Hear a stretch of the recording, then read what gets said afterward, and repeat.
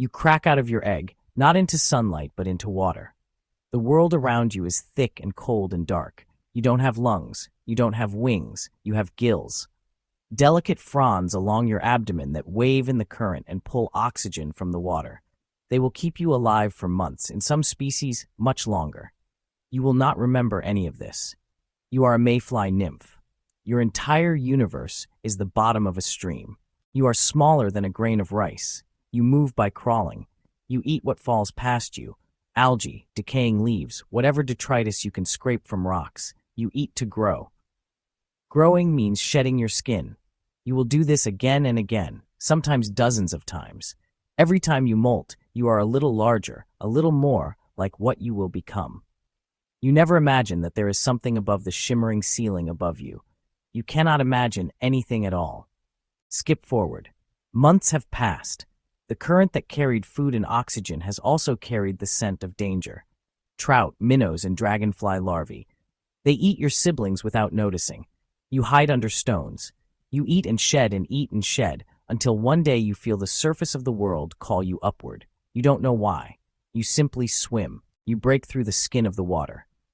For the first time you feel air. It is thin and dry and alien. Your gills collapse. You writhe onto a rock or a blade of grass, and your skin splits one more time.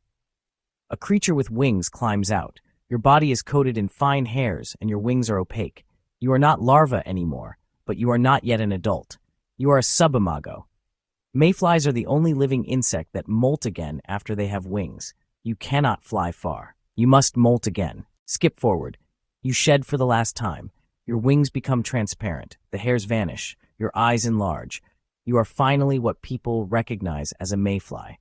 But there is something missing. A mouth. Your digestive system has been reduced to make room for eggs or sperm. You do not eat. You will never eat again.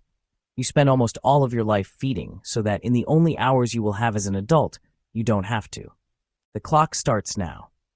There are more than 3,000 species of mayflies in the world. Some adults live for 2 days.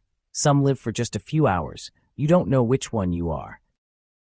You only know that you must fly. You join a cloud of others above the water. Your swarm looks like smoke. Birds take notice. Fish leap. You dodge them because there is something more important than being eaten, and that's finding a mate. You find one in midair. You clasp. You let gravity and the river's breeze hold you while your bodies connect. When it is over, if you are female, you carry hundreds, sometimes thousands of eggs. Some mayfly species lay more than 10,000 eggs in a single day. You fly back to the water, dip your abdomen onto the surface, and release them. They sink. They will hatch into nymphs that will repeat the cycle if the water remains clean. Once the eggs are gone, there is almost nothing left for the adult body to do. You have been alive above the surface for less than a day. You have never tasted food as an adult. You cannot eat. You drift downstream.